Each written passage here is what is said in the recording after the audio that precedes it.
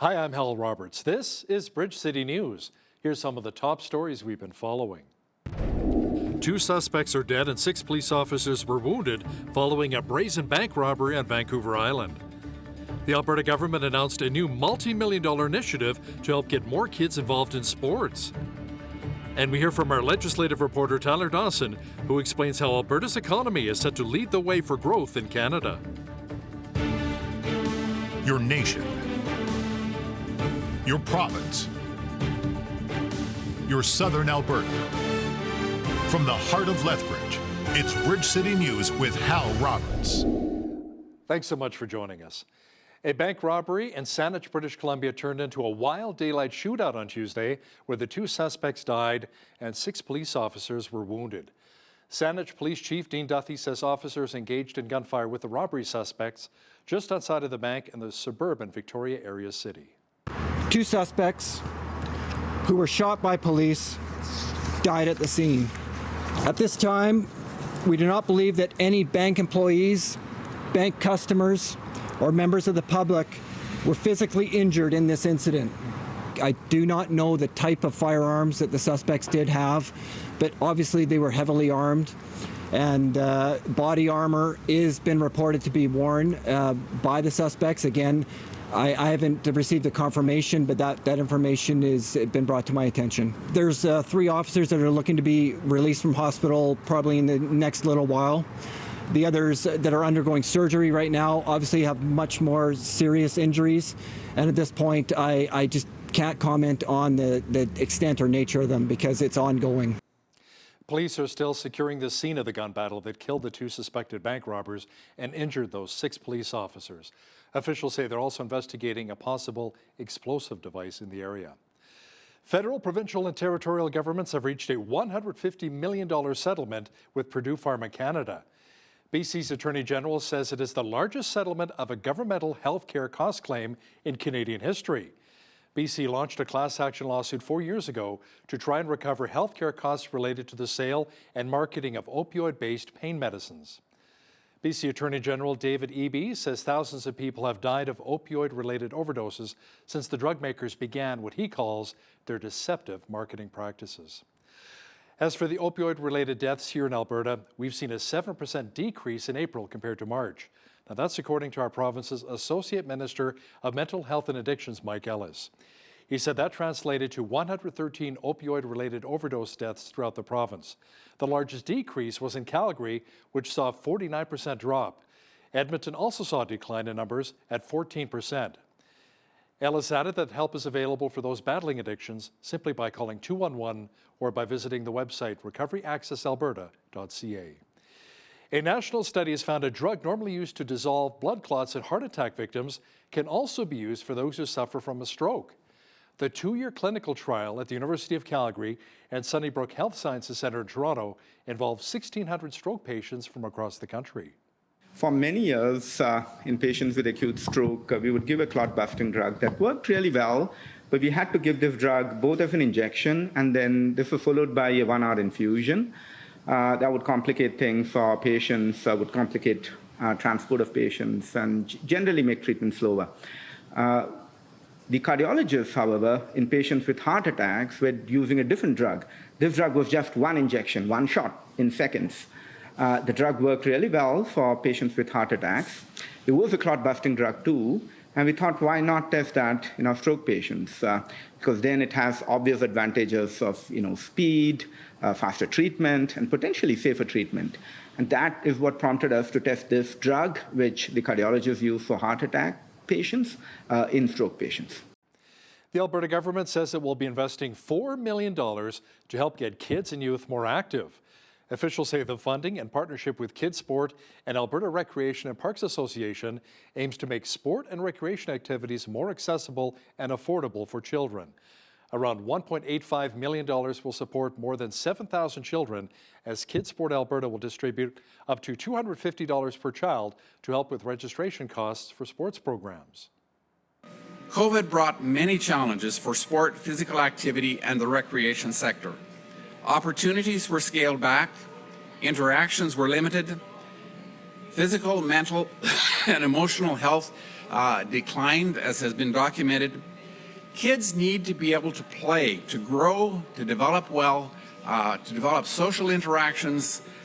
And our government knows that the pandemic created various challenges for Alberta families across our province. So my goal here has always been and will continue to be to make lives better for Albertans across our great province, including, and maybe I should actually say, especially for youngsters. A new online survey is asking for Albertans' input into how to improve the election process and accountability for elected officials. The province says the survey, open until July 22nd, will help with potential changes to both the Municipal Government and Local Authorities Elections Acts. Minister of Municipal Affairs Rick McIver says they're also looking for feedback as it relates to codes of conduct for elected officials, candidate eligibility, and third-party advertising rules. McIver says potential changes could be introduced as early as Alberta's next legislative session this fall. More information about the online survey can be found on the Government of Alberta's website. One of the front-runners to become the new leader of the UCP is Danielle Smith. Smith raised some eyebrows recently when she said one of her first orders of business, should she become premier, would be to have Alberta opt out of federal laws the provincial government simply does not like. I asked our legislative reporter, Tyler Dawson, if this was even possible. And so this was one of the first sort of big policy platform planks, shall we say, coming from the UCP leadership candidates, and it made a bit of a splash. The question, of course, is whether or not that would do anything. Whether or not Alberta could, in fact, opt out of federal legislation. And I talked to some experts when she announced this, constitutional experts and lawyers, and they said full stop that this is not really, a workable proposal, that, even if the Alberta government could say, look, this federal regulatory decision doesn't apply to the business sector, well, businesses are going to follow federal law, not what the Premier of Alberta is saying. Mr. Tyler Dawson will also have details of a new report which explains how Alberta's economy will lead the rest of the way for the remainder of 2022 across Canada. He'll explain after Business News. When it comes to Conservative candidates provincially or federally, it appears as though the messages they're conveying may be resonating with more and more Canadians. That's according to Catherine Smith, a former board member with the UCP. Smith says you don't have to look much further than how many memberships CPC candidate Pierre Poilievre's team has sold. It's always very interesting to see when people come to buy a membership during leadership campaigns or whatever. It's actually quite hopeful many times. And if you consider what's happening with Pierre Poilievre and the thousands of people who came out in Calgary and in Edmonton and bought memberships, you see then that there's a whole group of people, and when you look at the percentage of people who even vote, you see that there's a whole group of people who have felt disenfranchised for a very long time. And I think with the right leader as the UCP leader, we're going to see a big difference in how the party moves ahead. Catch the full interview with Catherine Smith and BCN's Jeanette Rocher coming up in the second half of our program. Well, it's been about a month since Sunshine Village Ski Resort ended their long ski season with the Slush Cup, but officials at the Banff Ski Resort say they've reopened this week. A lot of snow in the mountains has led to some good summer skiing. Sunshine Village has decided to reopen from June 28th through July 3rd. With Sunshine's unique layout, where a lot of the terrain is high in the Alpine, there's quite a bit of snow blanketing many of the resort's runs. A cooler spring has definitely helped make the Canada Day reopening possible as well. Jeanette Rocher is in now with an early look at our forecast here in southwestern Alberta. Jeanette, what's going on? Summer skiing at Sunshine Village and in Lethbridge, sun tanning weather as we get ready to celebrate our country's 155th birthday? Yeah, I don't know about you, Hal, but skiing in July just doesn't quite sound right. But I guess if you love to ski, maybe that's where you want to be. Maybe do some bikini skiing and get a tan. But yes, we are looking at lovely temperatures in the mid and upper 20s, particularly for Friday, Canada Day, and then into Saturday. This evening, we're looking at a slight chance of showers and a risk of a thunderstorm. And into tomorrow, Thursday, we're looking at a high of 22 with sunny skies. I'll have more details on the weather coming up for you later on in the newscast. Great, thanks so much, Jeanette. Many people around southern Alberta have noticed that the fruit trees in their yards appear to be dead. Well, according to horticulturalist Karen Barbie, this was caused by warm weather in March when the trees were getting ready to bud, followed by a cold snap in April. She says your trees may not actually be dead, so hold off uprooting them for now. Right now, we're still just saying wait. I've talked to an arborist on Monday. He was out, and they're just suggesting wait. Some of them, it seems like there's no life in them, but all of a sudden they'll start shooting out some leaves. Case in point was quite a few of the plum trees. There was nothing, and now they're starting to get leaves. So you don't want to cut too soon and see what happens. And they're even maybe suggesting that we wait until next spring. Barbie adds that if your tree still appears to be dead after a month or so from now, you should have an arborist come and check it out. The Lethbridge Legion is asking residents to submit an application for the Salute Our Veterans banner project. The initiative will showcase veterans and their stories on light pole banners that will be displayed across the city. Now that will include the airport, City Hall, the Legion, and the old train station. Glenn Miller from the Veteran Banner Committee says the project has filled applications for about half of the 91 spots. He also says 150 words are needed for a short biography to help bring that veteran to life through a very special banner. And it's not just his military service. You know, who was this person before they served, or they came back, and how did they contribute, and, you know, had 3 kids or whatever. So there's lots of stories to be had out there. A lot of veterans in themselves do not consider themselves veterans. So it's moving that measuring stick. Oftentimes you'll hear modern day veteran, but what does that really mean? And through Veterans Affairs, that means any veteran who served past Korea to present. The banners will be displayed starting October 1st and will run through Remembrance Day. You can also view the veteran stories online by visiting lethbridgeveteransbanners.ca. A majority of the time we take our footwear for granted. Well, an initiative in Lethbridge is launching to ensure that children and youth are able to receive solid footwear. The Shoes for Kids campaign is entering its 2nd year. As BCN's Micah Quinn explains now, last year the drive raised over $16,000. There were also 485 shoes given out to children in Lethbridge and several Indigenous communities. We were able to see and witness firsthand the physical activity that increased for so many children, and also the ability to walk to and from school with brand new shoes. 2022 marks the 2nd year for the Shoes for Kids YQL campaign. The organization recently became a registered society and is applying for its charitable status. Mallory Chris Jansen, one of the founding members of the group, says it's amazing to see the smiling faces of children who receive the shoes. When we were gracious and blessed to meet with families and give them a brand new pair of shoes, these children's faces lit up and said, wow, we actually get to go to school with a brand new pair of shoes. The Lethbridge Police Service took part in the shoe drive campaign last year, along with RBC, the Blood Tribe Police Service, and Piikani Nation RCMP. Gerald Grobmeyer, the Deputy Police Chief for the LPS, says this year will be no different. It's an opportunity for us to give back. We work here, we police here, but every member here is a community member. And opportunities where we can give back to the community and help the community and help those in need is a great opportunity for us, and members enjoy that. The shoes will not only go to children and youth at the Holy Spirit Catholic School Division and the Lethbridge School Division, but also to those on the Kainai and Piikani Reserves. We also went as far as Pincher Creek, and we're able to support students in rural communities.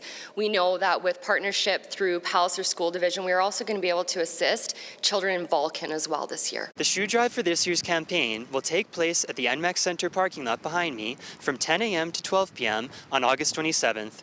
For more information on the shoe drive, you can visit Shoes for Kids YQL on Facebook. For Bridge City News, I'm Micah Quinn. What a great campaign. Shoes for Kids YQL, love it. South of the border, New York's Attorney General and the Mayor of New York City have filed lawsuits against the maker of ghost guns. Ghost guns are firearms without serial numbers. We are grappling with a public safety crisis that has claimed far too many lives. And increasingly, ghost guns are to blame for the destruction and the carnage and the harm. So today, the Office of Attorney General, we are filing a lawsuit against 10 companies that have been illegally selling ghost guns into New York. These 10 out-of-state companies have sold tens of thousands of illegal ghost guns, gun parts, to New Yorkers, parts that have been easily converted to working guns that have actually claimed lives. Prime Minister Justin Trudeau has announced more funding for Ukraine following the Group of 7 Leaders Summit in Germany. Trudeau says Canada remains determined to support Ukraine as it defends its sovereignty and territorial integrity. During the summit, My G7 colleagues and I had a virtual meeting with President Zelensky, and I also spoke with him on the phone directly. To continue supporting Ukraine, Canada will provide a loan of $200 million to the Ukrainian government to help meet its urgent liquidity needs. We'll also invest over $150 million in new humanitarian development and peace and security support.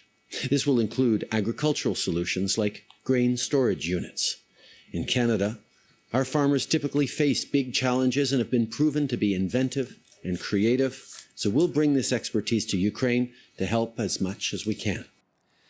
When the Russian invasion first began in Ukraine, Christian worker Natalia saw her home completely destroyed in a bomb attack in the Chernobyl region. Within 3 weeks, she decided to return home to continue her vital ministry to families while living in another family member's home. When the home of Christian worker and widow Natalia was completely destroyed by Russian troops in the Chernobyl region of Ukraine, she was evacuated along with her 2 children to France by the charity Mercy Projects. Despite losing everything, she quickly returned to her village where she's continuing in her ministry to support families and children while living in her mother's home. While standing on the rubble of her former home, she reflected on the heartbreak this caused, but also explained why she had to come back to her homeland. It was really hard because in this house was our work from 14 years, and it was most of this house was rebuilding my husband who was die, and it was like a really good memories for him. But now it's just stone, and that's all. I feel that I must be in this place. It's my place, and we help these families. We help children. We make summer camp in this region, and it's job for my soul. Her ministry director, Andrei Kabolsky, says he always knew Natalia would quickly return. Right after I get here, she was like, okay, I'm ready to do something. So I was sure that she's not going to stay there in the safe zone, because she realized how many people need help. To help Natalia rebuild her life and ministry, Mercy Project's volunteer driver Ken Stratton frequently brings her vital supplies. So supplies are very difficult here. No supermarkets and no real diesel to go and get food. So what we're doing here is hopefully just the beginning of quite a big project with Mercy Projects. I think the plan is to try and open some sort of food bank so they have regular supplies of food. And Natalia hopes to help many more families like her rebuild their lives from the rubble of this devastating conflict. Peter Wooding for the Global News Alliance, Chernobyl, Ukraine. Turkey has agreed to lift its opposition to Sweden and Finland joining NATO. It is a breakthrough in an impasse clouding a leader summit in Madrid amid Europe's worst security crisis in decades, triggered by the war in Ukraine. Finland and Sweden, of course, are ready to work with Turkey on the pending deportations or extradition requests of terror suspected individuals. But at the same time that this extradition process will take place in accordance with the European Convention on Extradition. Now President Putin is getting more NATO on his borders. So what he gets is the opposite of what he actually demanded, and that was to NATO to close its doors. We are demonstrating that NATO's doors are open. Well, it was another beautiful day across much of southwestern Alberta. Lots of sunshine and warm temperatures, and that trend should continue up to Canada Day. Full weather details are coming up.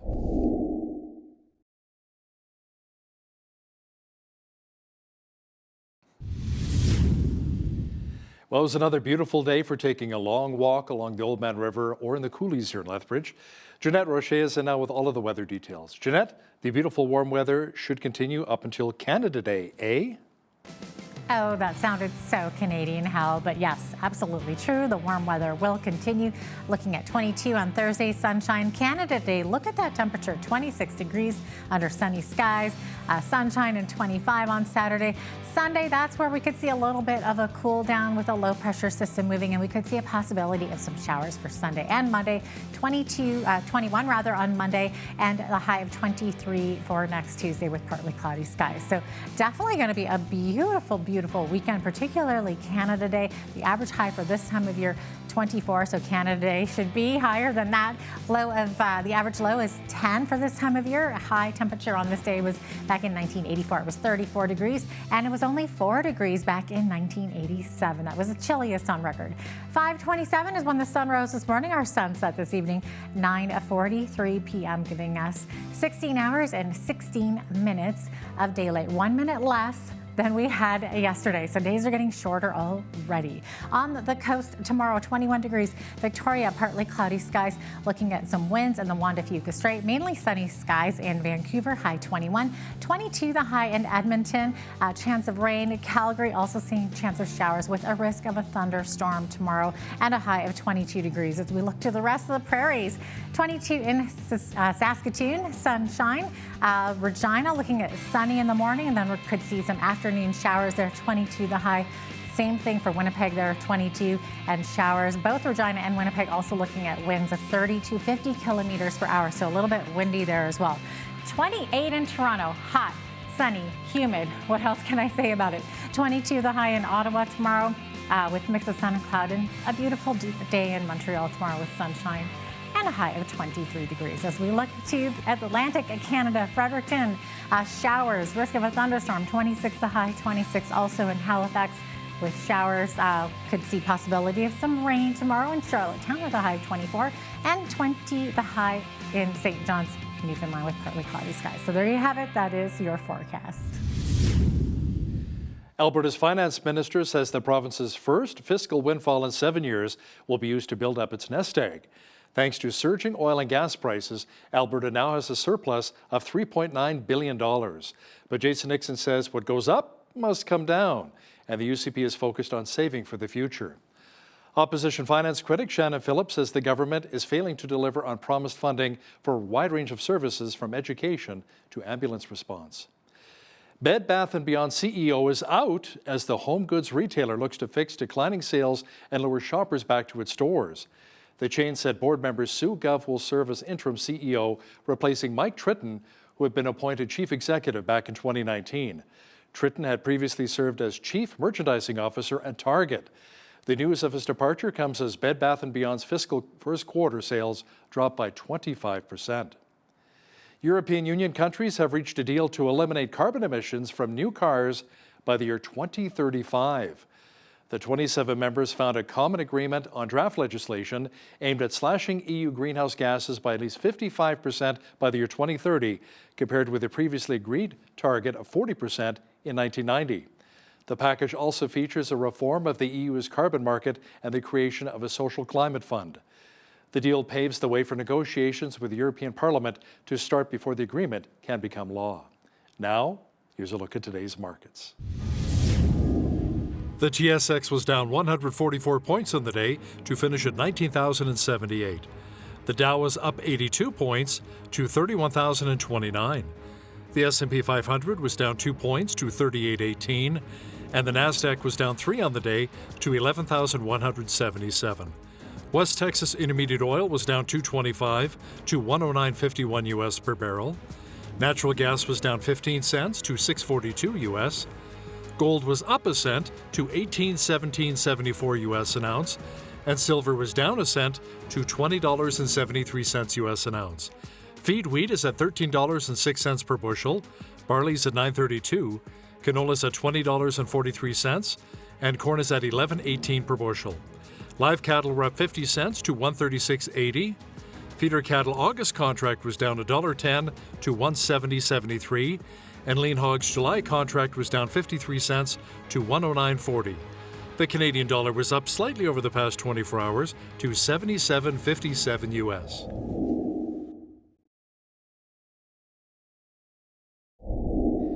Recapping one of our top stories, federal, provincial, and territorial governments have reached a $150 million settlement with Purdue Pharma Canada. BC's Attorney General says it's the largest settlement of a governmental healthcare cost claim in Canadian history.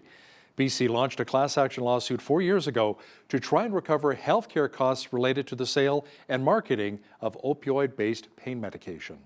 The Alberta economy is set to grow by around 5.5% this year, which according to a TD Economics report will lead the country. Our legislative reporter Tyler Dawson will discuss what brought Alberta back to black in just a moment.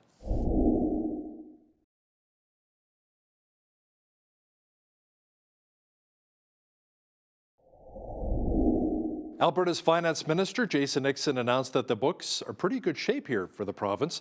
The budget surplus was $3.9 billion. Now, to discuss this in more detail is our legislative reporter and the Alberta correspondent with the National Post, Tyler Dawson, who joins us once again from Edmonton.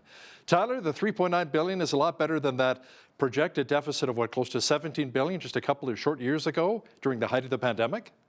Yeah, for a long time there, the numbers were looking pretty bad. And, even if we go back just a few months to the February budget, they projected a surplus of more like 500 million. And obviously in the billions is a lot bigger than that. And I would just mention a little bit here, because listeners and watchers might have thought, Jason Nixon, isn't he the environment minister? Well, there was a little bit of a cabinet shuffle because, of course, there have been a number of cabinet ministers who've left to run in the UCP leadership race, among them Travis Taves, the former finance minister. So that is perhaps, if anyone sort of cocked an eyebrow at that one, that's what's going on there. But yeah, the financial situation for the province is looking pretty good, and that's largely because of the price of oil. You may have noticed it at the gas station. Governments are noticing it too, as money is sort of rolling into the provincial coffers. The question, of course, is what's going to happen with that money?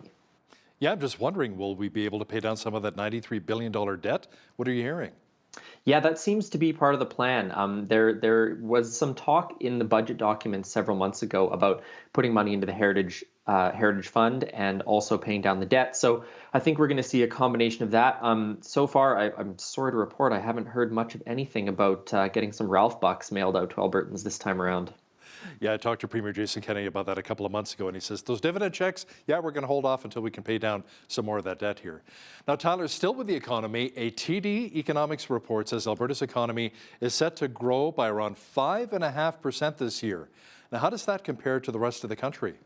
Well, it certainly leads the country in growth. It's like almost 4 times what growth is expected to be in Newfoundland and Labrador, and about 2 full percentage points higher than in Ontario and British Columbia. Saskatchewan right on our heels, I think at about 4.9% growth this year. So, no matter how you sort of look at it, the Alberta economy is doing very well, pretty much on a number of metrics, as well as it's done basically since before the sort of 2015 oil price crash. So, it's a really interesting time politically, of course, because there's an election in less than a year. Governments going into an election with a booming economy are likely to do well. The economy is, of course, going to be part of the UCP leadership race. It's going to be part of what Rachel Notley is trying to do over the next year. It's part of the budgeting process and all the discussions about that. And the other thing I would just point out is a University of Calgary economist, Trevor Toome, pointed out on social media the other day that this isn't even just relegated to the recovery of the oil and gas and mining sector. Actually, pretty much every sector across the economy is seeing an improvement in jobs in particular, which suggests this is a wider ranging boom or small boom perhaps than might otherwise be expected. I think your dog agreed with that comment there too. No, he's not behaving himself. So Tyler, UCP leadership candidate Danielle Smith launched her campaign in a pretty big way. She says one of her first orders of business, should she become premier, would be to have Alberta opt out of federal laws the provincial government really doesn't like. Is this the brainchild of the Free Alberta strategy? It is. So this was a document from maybe about a year ago now from a University of Calgary political scientist, lawyer, and former Wild Rose member of the Legislative Assembly. And they wrote this whole document, sort of part of this conversation about more Alberta autonomy, Western alienation, all that stuff that, you and I have talked about a bunch before. So this strategy detailed ways in which Alberta could sort of gain more power. And honestly, it went sort of far beyond what the government has said in terms of let's get our own police force, let's get our own pension plan, those sort of things. They're saying, look, we're going to have this act that would allow us to opt out of federal legislation, to opt out of federal regulatory decisions we don't like, to ignore federal court rulings. And Danielle Smith has sort of adopted that, at least in part. And so this was one of the first sort of big policy platform planks, shall we say, coming from the UCP leadership candidates, and it made a bit of a splash. The question, of course, is whether or not that would do anything, whether or not Alberta could, in fact, opt out of federal legislation. And I talked to some experts when she announced this, constitutional experts and lawyers, and they said full stop that this is not really, a workable proposal. That, even if the Alberta government could say, look, this federal regulatory decision doesn't apply to the business sector, well, businesses are going to follow federal law, not what the Premier of Alberta is saying. So, but all that aside, setting that aside for a second, whether or not this is a workable proposal, I think the important thing to note here is that this suggests that Alberta autonomy, Western alienation, all this stuff that's actually been sort of quiet for the last year or so, year or two maybe, because of the pandemic, is going to come back in a very real way as part of the UCP leadership race and potentially part of the provincial election next year. Now, another former Wildrose Party leader, Brian Jean, is also on the Autonomy for Albertans train. Now, he doesn't believe in a sovereign Alberta, an independent country, but instead wants to really focus on fixing our relationship with Ottawa. That's right. And, so in a lot of ways, that echoes what Premier Jason Kenney has been saying for the past 3 or so years. That there are problems within Confederation, there are problems with equalization, there are problems with the development of energy projects and pipelines, but that these are things that can be worked upon within Confederation. So Brian Jean is very much promising a different managerial style among his caucus, very much a different tone as leader of the party and premier potentially of the province. But in terms of the importance of this sort of alienation thing, he's very much talking about that as well. So as I said a moment ago, I think this is really going to be a theme among the leadership candidates. The real question in a lot of ways going forward is just how much do Albertans care about this at the moment, not just members of the United Conservative Party. And so there's probably a little bit of saying the things that the party members want to hear, that the base wants to hear. And then we'll have to see certainly how big of an issue that ends up being in the provincial election.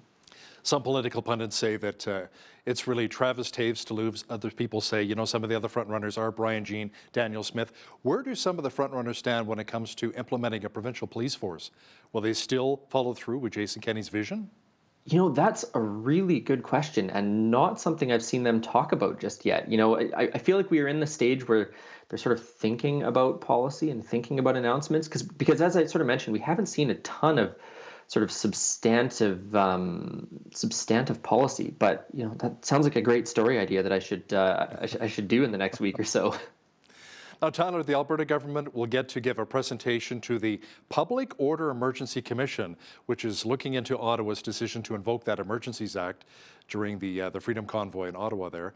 Now, government officials say they're more than happy to discuss the dangerous precedent the Trudeau Liberals set.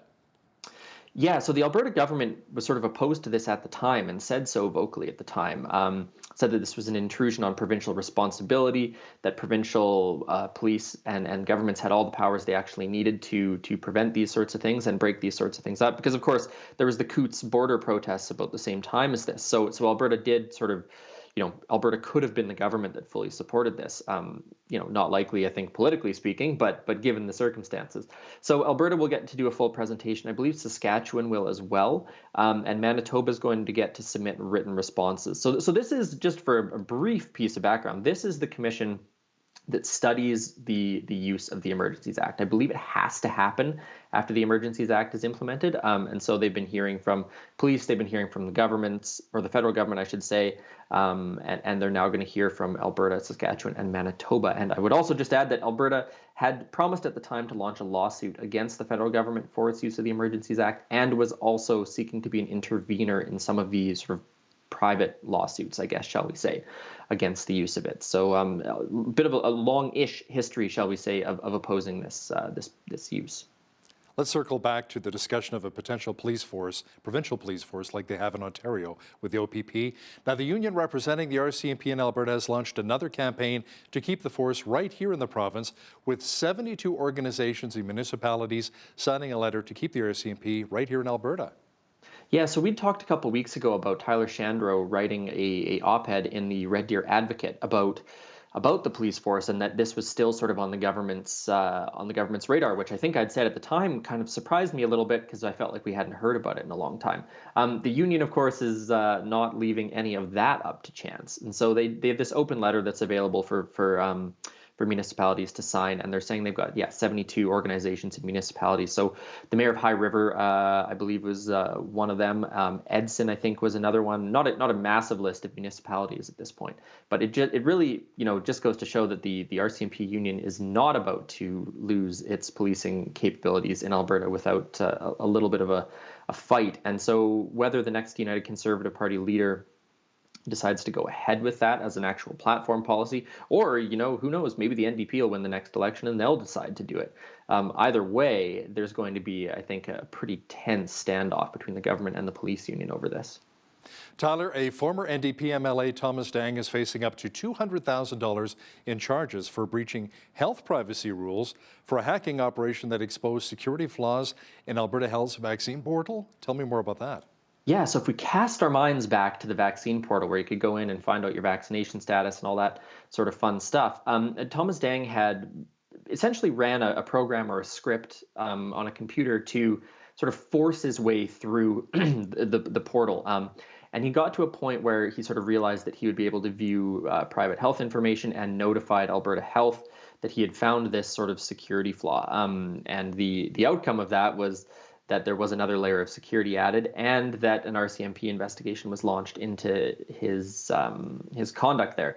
So that investigation would have come out around December, I believe, and he resigned from the NDP caucus. And that investigation wrapped up just a week or so ago, and he is now facing a charge under sort of the Health Information Act kind of thing for this. And his first court date, I think, is in July, late July. And I don't think there's been an indication yet of how he plans to plead in that case. So another thing to keep an eye on, just sort of an interesting one-person sideshow, I guess, in the legislature.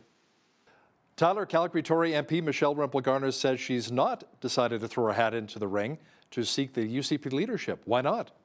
Well, she was sort of the person that everyone was kind of waiting to hear from. Would have some of that brand recognition, is quite socially progressive, has a long record as a federal Conservative MP. So I think she really would have made a splash had she decided to enter the leadership race, whether she won or lost. She said there were a number of reasons, but the one that reporters really seized on, that pundits have seized on, is she basically just said, look, the party's in chaos. There's huge divisions within this party, and she said, I don't know if I'm equipped to try and deal with those divisions. So she's not doing it. She was working on Patrick Brown's campaign for leader, and but her sort of aside from Alberta politics, her political future is I think a little bit uncertain right now because she was involved in the leadership. Patrick Brown at this point does not look like he's going to win that leadership. So it's a little bit unclear where her career goes from here. But what we can say at this moment is it's not going to be as the leader of the United Conservative Party. Leela here, another leadership hopeful for the UCP, is looking at pausing the implementation of the K-6 curriculum. Now, Tyler, this is not the social studies curriculum that's been so controversial, but more on health, language arts, and math? Yeah, so there's sort of a rolling rollout, shall we say, of some of these curriculum items. This is like K-3 math and things like that. And it has been controversial, with some experts saying it's better than the old one, but still has problems and so on and so forth. Not as like outrightly controversial. No one's tramping down the streets of Edmonton angry about the K-3 math curriculum yet, or that I've seen anyways. So she said she wants to sort of pause it and reflect, and that it's rolling out a little bit too quickly. The problem, of course, is by the time the leadership race happens, which is in October, or the vote, I guess, the curriculum will already be in schools, and it would be a little bit late to pull it all back. So, a little bit of a sign of some of the other issues we might see in the leadership race that's worth keeping an eye on, and certainly some of the more social issues. I think we're going to hear about education, healthcare, that kind of stuff. So just a little note on one of the other things happening in the leadership race. Jason Kenney was back in Washington recently making more pitches. What was our premier pitching this time? Well, more oil and gas, more or less, and some decarbonization, energy security, that kind of stuff. Even though the man is resigning and will be out of the picture, he certainly hasn't slowed down. He was in Washington just days, I think, before the leadership vote came out. And yes, he was down there with oil and gas sort of industry people and decarbonization people this time, as opposed to being before congressional leadership, is my understanding. But it just goes to show that with gas prices where they are in Canada and the United States and the war in Ukraine continuing, inflation where it's at, this pitch to the Americans is still very much part of the Alberta government strategy, even if Jason Kenney's not going to be the premier after October. It's interesting. It's nice to see oil doing so well and, filling our coffers here, paying down the debt, but at the same time, look at the price of the pumps, right? So you can have it one or either way, I guess. Yeah, I'd just be thankful, I guess, we're not out on Vancouver Island. Yeah, no kidding. He's our legislative reporter and the Alberta correspondent for the National Post, Tyler Dawson. Thanks for joining us today from Edmonton. Thanks for having me, Hal.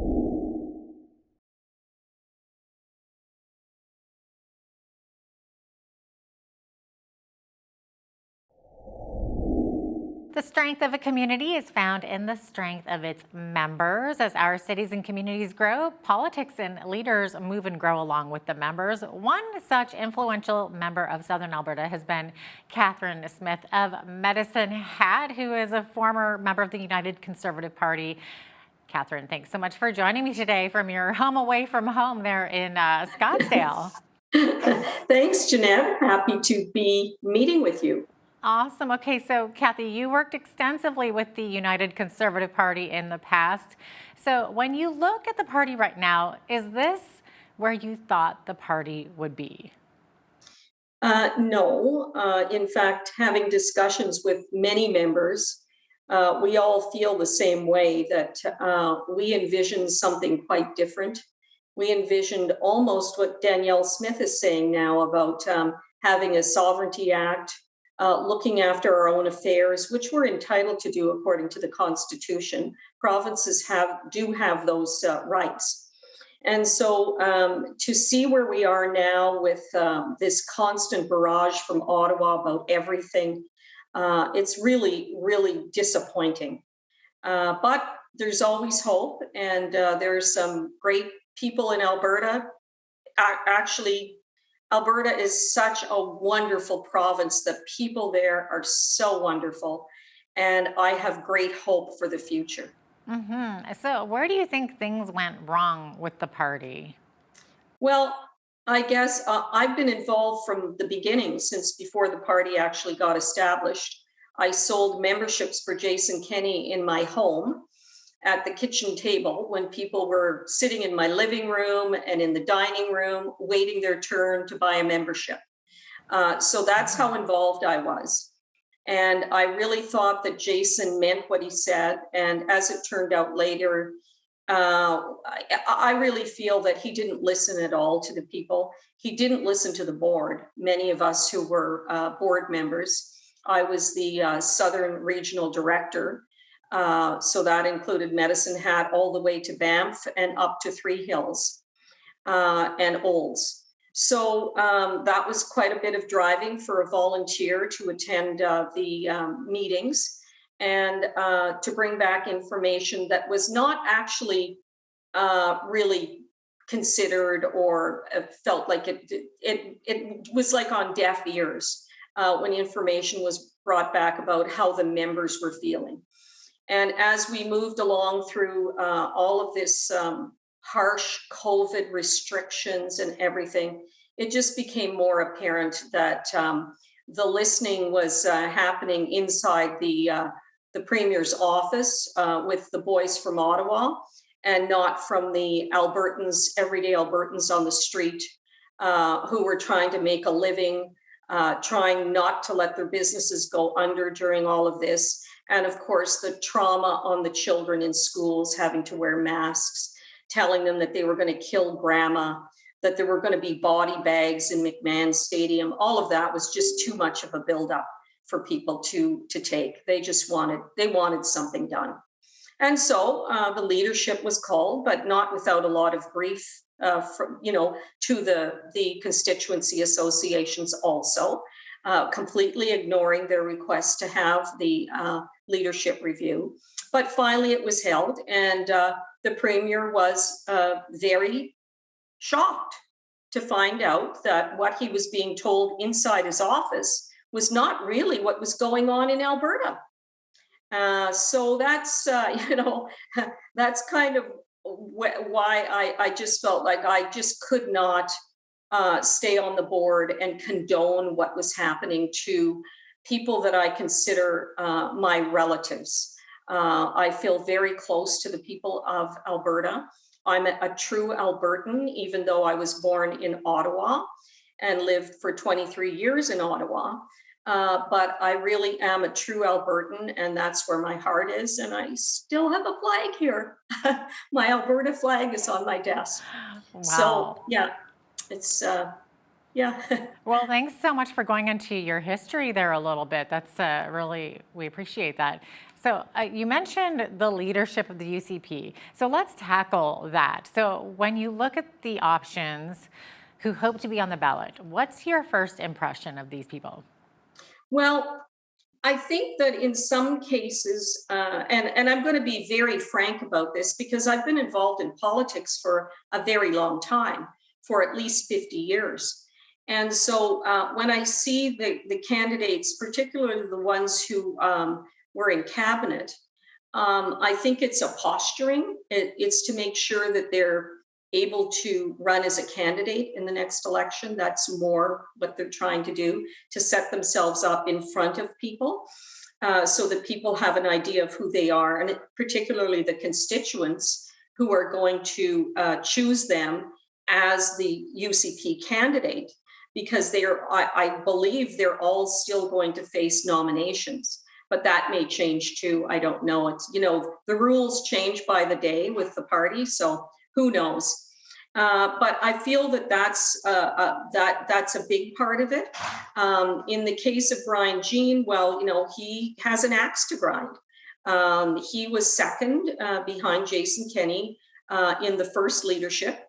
And so I think that he's there to continue what he had started originally, when he had a different idea about probably what the UCP would be when it amalgamated with the Wild Rose. And so, and in the case of Travis Taves, I think his heart is probably in the right place. I don't think he has enough experience. I mean, he is an Albertan and he has all the right credentials. But I think that, when you are involved with an organization for a few years and there's a certain style of leadership and you've not known other styles of leadership, it becomes very detrimental to your thinking. And I think that's where Travis Taves. But I think he's a good man. I've met him once. And I thought he was he's a man of integrity. He cares about his own family, but we need someone strong. And when I saw his interview the other night, he was not willing to say that he would actually stand up for Alberta. And I mean stand up as in the way that Danielle Smith is speaking about standing up. We've got to stop this, oh, we'll just be nice and have hugs with Justin Trudeau. Those days are long gone. And we need someone who's going to be very strong and who's going to bring Alberta back to the way they were, a prosperous province with hard-working people, if we haven't beaten every bit of hope out of them by now. But I know the rural areas are always tough. And that's my hope. That's what I represented, were the rural areas.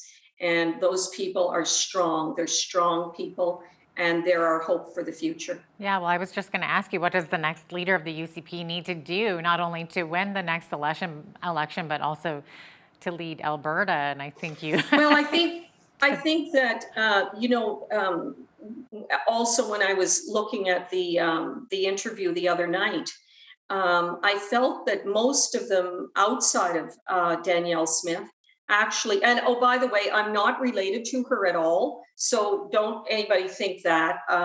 In fact, I think I've met her once or twice. But I just feel like she's actually got a vision for the province. And I think a lot of that is because she had that radio show where she really learned a lot about the province from the people she interviewed. And in many different sectors, in the agricultural area, in the technical area, in all of the areas where we need, labor is a big problem. And I see nothing coming out of the government right now. Every day they're making announcements about money being thrown here and there and everywhere. And I see nothing about labor, as in construction workers, as in plumbers. We had this problem when I was on council in 2001 in Medicine Hat. We were talking then with the college about how we needed to be training younger people to take over the trades. And that's when we started the whole program in high schools. And I don't know where that is now, but obviously it's not doing much when there are so many jobs that are not being filled in Alberta. And yet all we hear about is tech, and nothing about physical labor that needs to be done. So, and our immigration, and that's been spoken about too. We need to make sure that the people who are coming here actually have skills that we can use. Now, Kathy, what's your take on those looking to see Alberta separate from the rest of Canada? Actually, I am very much in favor of what Dr. Dennis Modry and Jeff Rath are saying with the Alberta Prosperity Project. They're talking about, for 116 years, we have gotten nothing from Ottawa, nothing. We are no different now than we were 116 years ago as far as getting any respect from Ottawa.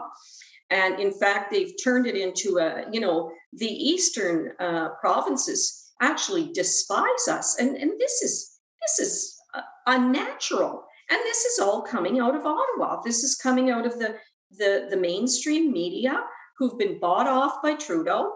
And so there's this false assumption. Last summer I was at the Strathmore Rodeo, and I met some people there. I could hear people speaking French, so I went over and talked to them. And I said, "Oh, where are you from?" And they said, "Oh, we're from Quebec and different areas." And I said, "Well, how do you like it here?" And they said, "We love it here. We want to move here." You see, they had no sense of what we were really about. And when they met the people, they said, wow. I mean, in fact, as much as people think Quebec is so different from Alberta, the people are not different.